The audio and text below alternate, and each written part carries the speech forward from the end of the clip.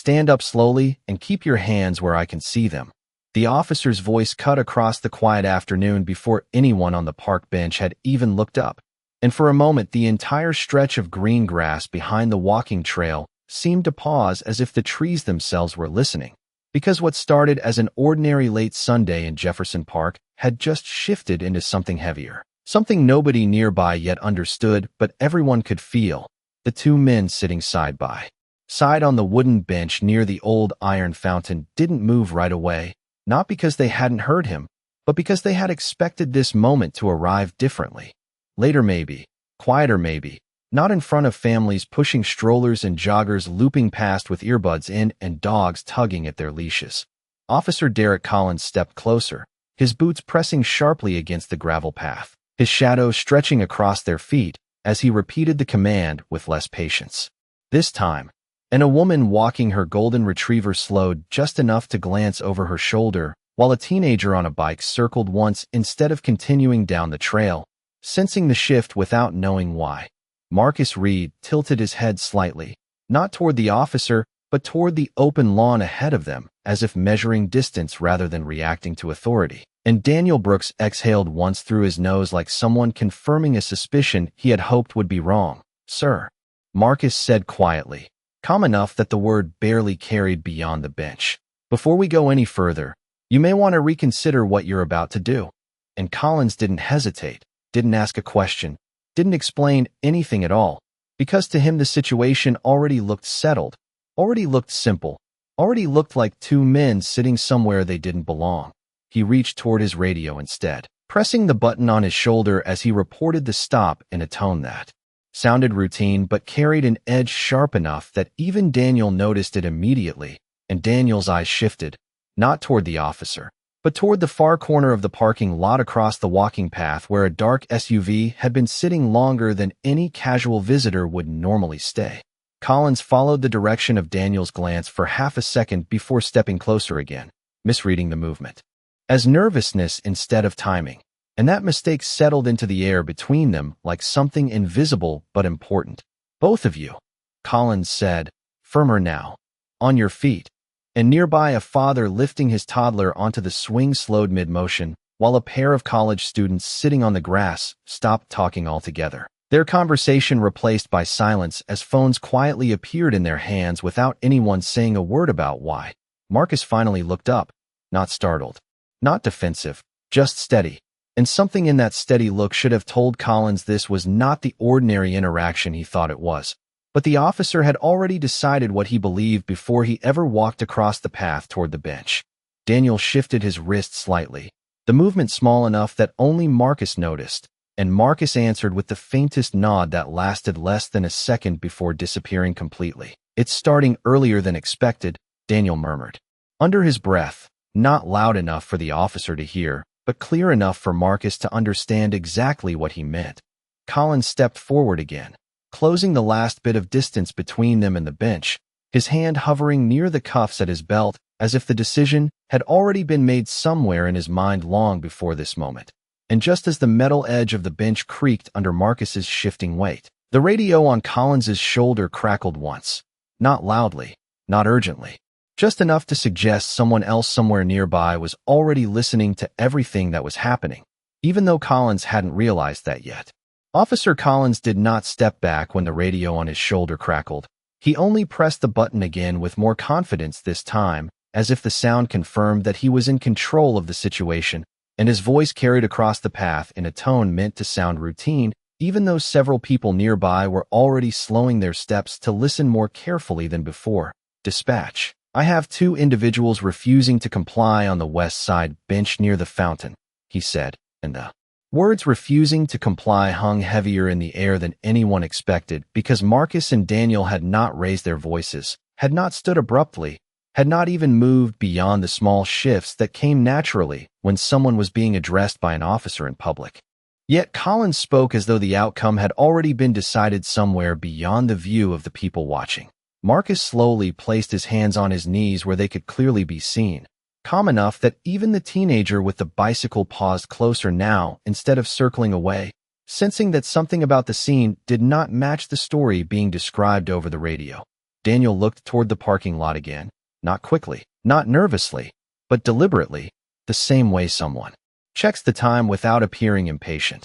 And for a brief second, the dark SUV across the walking path remained completely still except for the faint reflection of sunlight across its windshield that flashed once and disappeared. Collins noticed the glance again, and this time his expression tightened, because to him it looked like distraction instead of coordination. And that misunderstanding settled deeper into his posture as he reached for his notebook without asking their names. "Identification," he said, holding out his hand before either man had spoken again.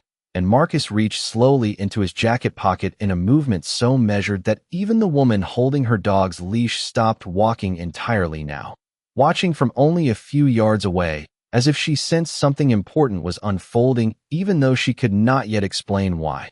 Marcus handed over his identification without hesitation, and Collins accepted it with a short nod, but did not actually read it right away, instead glancing again toward Daniel as if expecting resistance that never came. Daniel followed Marcus's example and produced his own identification with the same quiet patience. The two movements almost synchronized in a way that seemed ordinary at first glance, but carried a rhythm that Collins did not recognize because he was not listening for it. Somewhere behind them, a phone camera lifted slightly higher, and a second phone appeared beside it. And although nobody spoke about recording what was happening, the silence itself began to feel crowded with attention. Collins flipped open the identification cards briefly, but his eyes moved across them too quickly to absorb what was written there, because his focus had already shifted back to the assumption he had carried with him when he first crossed the gravel path. "What are you doing here this afternoon?" he asked finally. But the question did not sound like curiosity.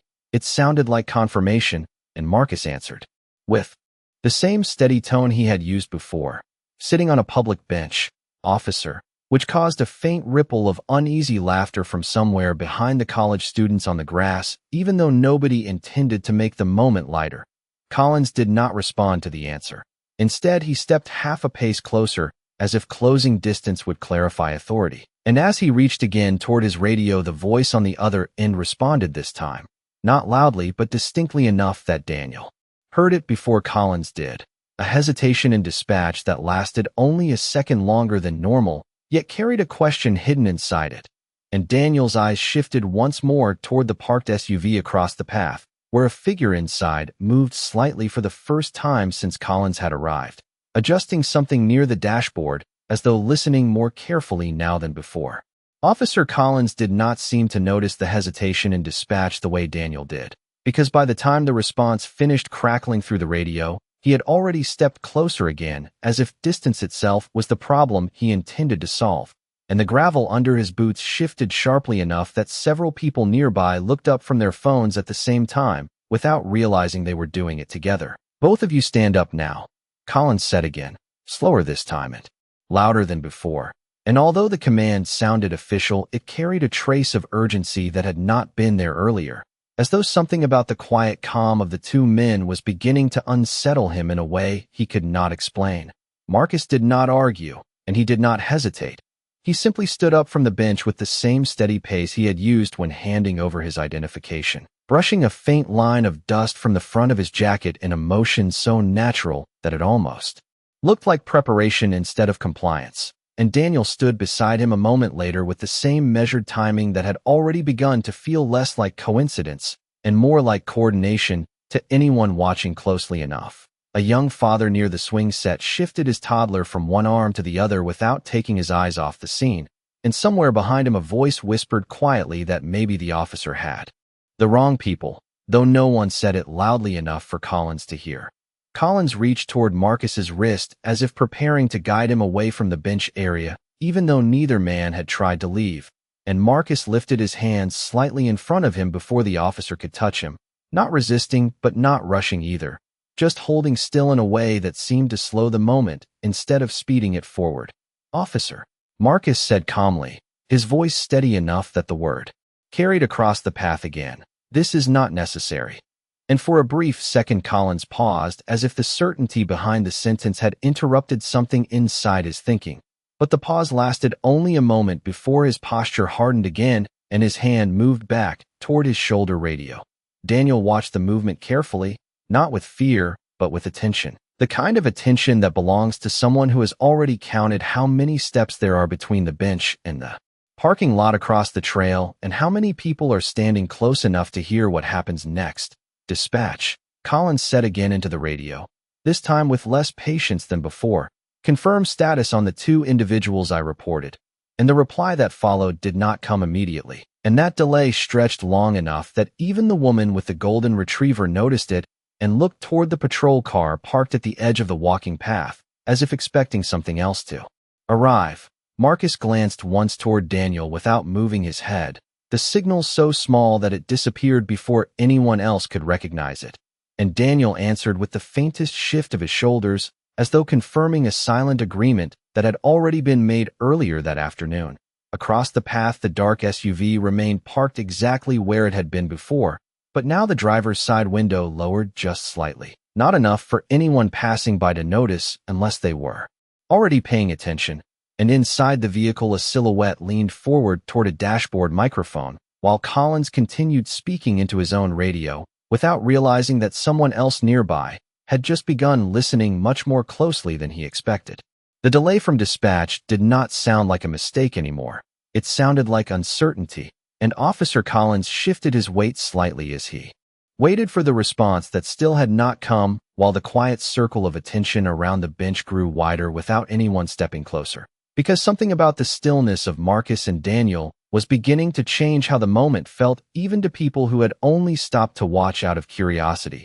Dispatch, Collins repeated again with more force than before, pressing the radio button harder as if pressure alone could speed up the answer he expected, but the only sound that returned at first was a faint burst of static followed by a voice that spoke more carefully than routine communication normally required, asking him to confirm the location again even though he had already reported it clearly.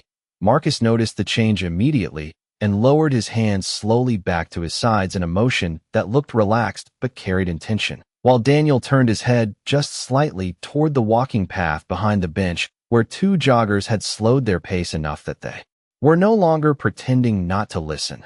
Collins confirmed the location again, louder this time, and as he finished speaking he reached once more toward the identification cards still in his hand, as though planning to examine them properly at last. But before he could open them, a faint sound drifted across the parking area that did not belong to the usual rhythm of the park. The quiet click of a vehicle door closing somewhere out of sight, followed by footsteps that were steady but not hurried. Daniel heard it first and did not react outwardly, but Marcus's eyes shifted toward the direction of the sound for less than a second before returning to Collins. And that brief glance was enough to confirm that the timing they had expected earlier was beginning to move again. The woman with the golden retriever stepped back half a pace without realizing she had done it, as though the air itself had changed pressure, and one of the college students on the grass whispered something to his friend. That neither of them finished because their attention returned immediately to the officer standing between the bench and the path. Collins finally opened Marcus's identification card and looked down at it for the first time with full attention, but instead of recognition his expression tightened in confusion, because the information in front of him did not match the simple explanation he had already decided on when he crossed the gravel path earlier that afternoon. He turned the card slightly in the sunlight, as if expecting the details to rearrange themselves into something clearer, then glanced back at Marcus with a sharper look that carried less certainty than before. "What exactly are you doing here today?" he asked again, but this time the question sounded different, less like confirmation and more like a search for something he had not expected to find. Marcus answered the same way he had earlier, calm and steady. "Exactly what we told you, officer," and Daniel added quietly beside him. "We are exactly where we are supposed to be." A sentence so simple that it seemed ordinary until Collins realized he did not understand what it meant. Across the walking path, the dark SUV that had been parked silently for so long shifted slightly forward by less than a foot, barely enough movement for anyone else to notice, but enough that the silhouette inside leaned toward the dashboard again and spoke into something unseen. And at that exact moment, the voice from dispatch returned through Collins's radio with a tone that no longer sounded routine at all, asking him to hold his position and repeat the names he had just reported because there was something about them that required immediate verification. Officer Collins did not like the way dispatch asked him to repeat the names, because routine checks did not sound like that, and they did not take that long. Yet he read them again anyway with a voice that was firmer than he felt, holding the identification cards slightly higher, as if the physical act of reading them aloud might restore the certainty he had walked into the park with only minutes earlier. Marcus Reed and Daniel Brooks. He repeated, each name landing in the air between them with more weight than before. And for the first time since the encounter began, he looked directly at both men instead of past them, as though expecting their expressions to change now that Dispatch had reacted differently. Marcus remained still with the same calm posture he had held from the beginning, while Daniel shifted his attention briefly toward the path behind Collins, where another vehicle rolled slowly along the edge of the parking lane before stopping without drawing attention from anyone who had not already been watching closely. The voice from Dispatch returned again, quieter this time but more deliberate, asking Collins to confirm whether the two individuals were still present at the bench and whether they had attempted to leave the area. And the wording of the question caused a small ripple of confusion across Collins's face because neither man had taken a single step away. "They are still here," Collins answered, his tone tightening slightly as he spoke. "They are standing right in front of me." And the silence that followed that response stretched longer than any normal radio exchange should have lasted in the middle of a public stop. Behind him, the teenager with the bicycle had stopped circling completely now and stood beside the trail with both hands resting on the handlebars, as if waiting for something he could not yet explain, while the father near the swing set lifted his child down gently, but did not leave the area, his attention fixed entirely on the conversation unfolding near the fountain. Daniel's eyes moved once more toward the dark SUV across the path, and this time the vehicle door opened slowly enough that only Marcus seemed to notice. Though the change in the air was subtle and immediate, the kind of shift that happens when someone important arrives before anyone else understands why. Collins lowered the identification card slightly and pressed his radio again, speaking before Dispatch could continue, asking what exactly needed verification because the question itself had begun to bother him more than the silence around it. And when the response finally came, it did not answer him directly, but instead instructed him to remain where he was and wait for additional confirmation before taking any further action. Marcus heard the change in the instruction and exchanged another brief glance with Daniel that lasted no longer than a heartbeat, but carried the quiet certainty of timing aligning with expectation. And Daniel spoke for the first time since. Collins repeated their names, his voice steady and respectful, but unmistakably intentional as he said, "Officer, you may want to listen carefully to what they are telling you." A sentence that sounded simple enough to anyone else nearby, yet carried a meaning Collins did not fully understand until the sound of another set of footsteps approached from the direction of the parking lane. Slow and deliberate, and coming closer with the unmistakable rhythm of someone who already knew exactly where they were walking. Officer Collins turned toward the approaching footsteps before he fully realized he was doing it, his attention shifting away from Marcus and Daniel for the first time since the encounter began as the sound moved steadily closer across the gravel path with the calm certainty of someone who was not reacting to the situation but arriving exactly when expected. And several people nearby noticed the change immediately because the officer's posture softened in a way that suggested uncertainty had finally reached him, even though he had not spoken a word about it yet. The woman with the golden retriever stepped slightly farther back along the edge of the walkway, while the teenager with the bicycle leaned forward just enough to see past Collins's shoulder, sensing that whatever had been building quietly over the last several minutes was now about to become visible to everyone watching. Collins lowered his radio from his shoulder slowly as the footsteps stopped just behind him, and before he could turn completely, a calm voice spoke from only a few feet away with the kind of authority that did not need to be raised to be heard clearly, asking him to confirm his name and badge number in a tone that sounded less like a request and more like a verification already in progress. Collins turned then, his expression tightening in confusion as he saw a woman standing beside the path, holding a leather identification case in one hand that she had not opened yet, dressed simply enough to blend into the afternoon crowd, but carrying herself with the unmistakable confidence of someone who had not arrived by accident. Marcus and Daniel remained exactly where they were standing near the bench, neither surprised nor relieved, only attentive in the quiet way they had been from the beginning as though this moment had always been part of the same timeline they had been following all along. The woman stepped one pace closer and opened the identification case slowly enough that Collins could see the badge before he could fully process the letters stamped across it. And although she did not raise her voice, she spoke with a clarity that carried across the small circle of watchers near the fountain as she introduced herself as Special Agent Laura Whitfield and asked him again to confirm his name before continuing. Collins blinked once as if recalibrating the situation in front of him, his eyes moving briefly from the badge to Marcus and Daniel and back again as the meaning of the arrival began to shift the structure of everything he had assumed only minutes earlier. Behind him, the father near the swing set lifted his child again without leaving the area, and one of the college students whispered something that sounded like a question but did not reach anyone beyond the grass. Whitfield did not look toward the crowd or toward the bench at first.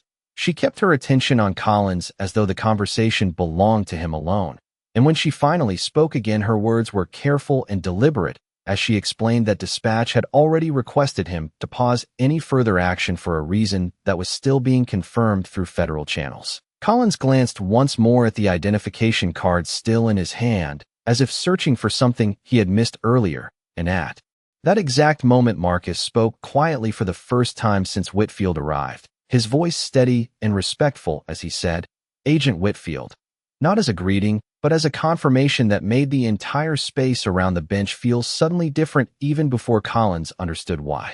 Officer Collins did not immediately respond when Marcus spoke the name Agent Whitfield because the sentence changed something he could not yet explain but could clearly feel. And for the first time since he had crossed the gravel path toward the bench, he looked back at Marcus and Daniel not as two men he believed he understood, but as two individuals whose presence suddenly carried weight he had not measured correctly. Special Agent Whitfield closed the identification case slowly after allowing him enough time to see the badge clearly, then turned her attention toward Marcus and Daniel with the calm familiarity of someone who had expected them to remain exactly where they were standing, and the quiet acknowledgement in Marcus's voice had already confirmed that expectation before she spoke again. "Are we still on schedule?" Whitfield asked in a tone so natural that it sounded less like a question and more like a checkpoint already agreed upon earlier in the day, and Daniel answered with a small nod that almost no one else noticed except Marcus, who shifted his stance slightly as though the answer itself had reset the timing of everything unfolding around the bench. Collins glanced once more at the identification cards in his hand, as if hoping they would suddenly explain what he was missing.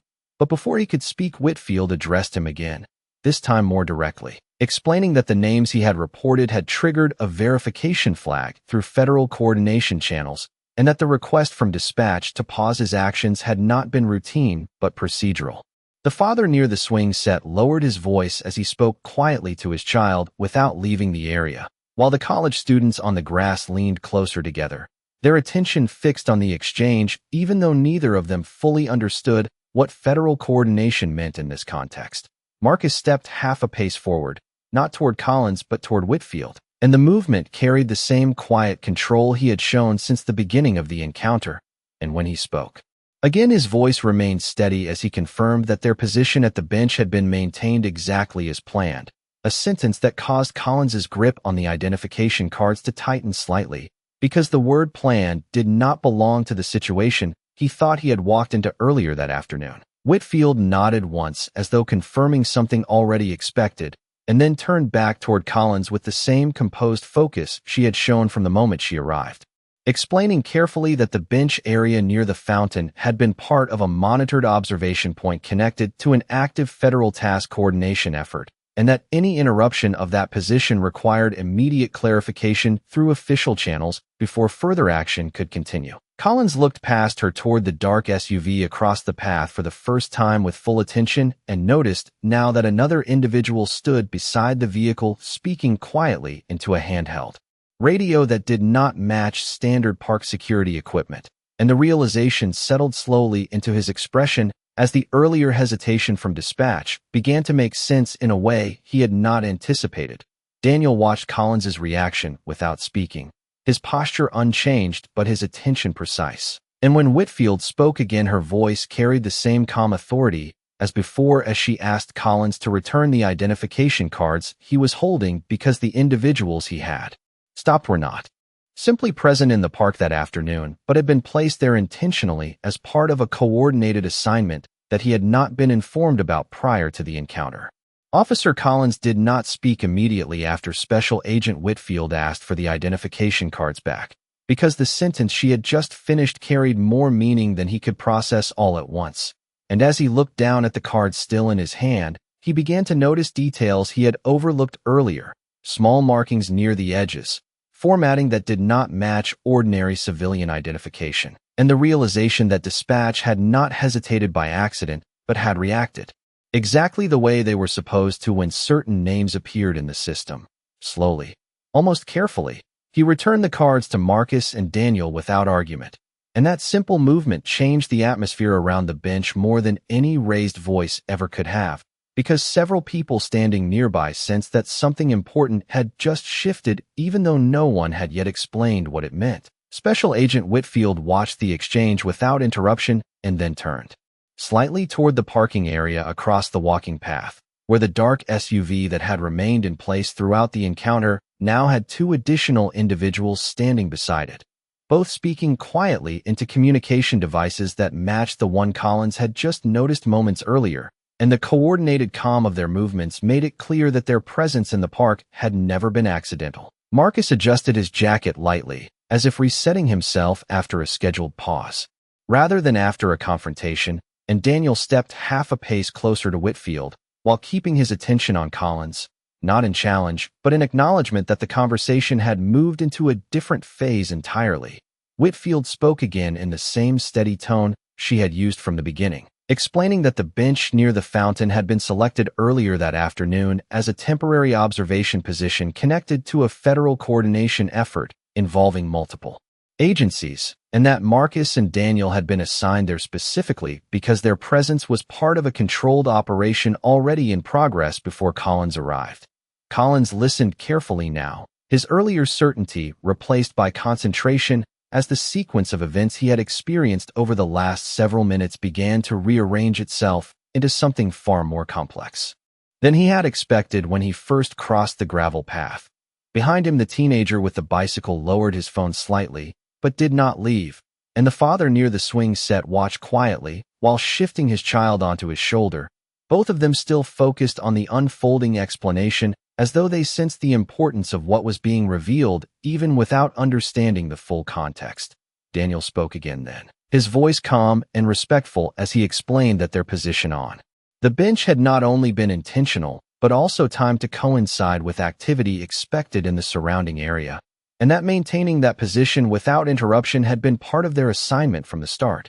Whitfield nodded once at the confirmation and then addressed Collins directly again, explaining that dispatch had requested him to pause earlier because the verification process had identified Marcus and Daniel as federal personnel operating under coordination protocols that required local officers to avoid interference unless specifically briefed beforehand.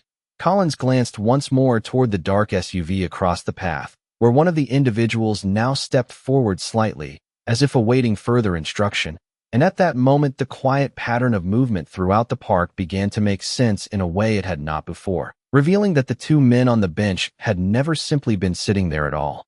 Officer Collins stood very still as the final pieces of the situation settled into place around him, and for the first time since he had walked across the gravel path toward the bench near the fountain, he understood that what he believed had been a routine encounter had actually unfolded inside a structure that had already been operating long before he arrived. Special Agent Whitfield remained calm beside him, her attention steady but not confrontational, as Marcus and Daniel returned to the exact positions they had held earlier that afternoon with the same quiet precision that now made complete sense to anyone who had been watching closely enough to recognize the pattern. Across the walking path, the individuals near the dark SUV adjusted their positions slightly, but did not approach. Their movements measured and coordinated in a way that confirmed the operation surrounding the bench had never depended on chance or coincidence. Collins looked once more at Marcus and Daniel as though seeing them clearly for the first time. Noticing the composure they had maintained from the beginning, the absence of hesitation in their responses, and the deliberate patience with which they had allowed the situation to unfold without escalation, even when he had been certain he understood what he was seeing. The teenager with the bicycle lowered his phone slowly, as if sensing the moment had reached a conclusion he could not have predicted when he first stopped along the trail, while the father near the swing set shifted his child gently and began walking again, glancing back once before continuing along the path as though carrying the memory of what he had just witnessed with him. Whitfield spoke quietly then, explaining that coordination between agencies often required positions to remain uninterrupted even when they appeared ordinary from the outside, and that dispatch had responded exactly as intended when the names Marcus Reed and Daniel Brooks entered the system because those names were already connected to an active federal assignment operating within the area. Collins nodded once as the explanation settled fully into place, his earlier certainty replaced by a careful understanding of how quickly assumptions could change when information arrived in a different order than expected. Marcus adjusted his stance slightly and looked toward the fountain, as if confirming that their observation point remained exactly where it needed to be, and Daniel followed his gaze for only a moment before returning his attention to Whitfield with the quiet assurance of someone whose responsibility had not changed despite the interruption. Whitfield thanked Collins for remaining in position once dispatch requested verification, her tone professional and steady, and explained that cooperation between local officers and federal coordination teams depended on communication arriving at the right time rather than all at once. Collins stepped back half a pace from the bench area without being asked, not as retreat, but as recognition that the space he had entered earlier now belonged to something larger than the assumptions he had carried with him across the park. The afternoon sounds of Jefferson Park slowly returned to their ordinary rhythm as joggers continued along the trail and families moved past the fountain again. But the quiet clarity of what had happened near the bench remained with everyone who had witnessed it, because the two men he believed he needed to remove from that seat had never been out of place at all. They had been exactly where they were meant to be, and the moment he tried to move them had only revealed how carefully the truth had already been sitting there waiting to be understood.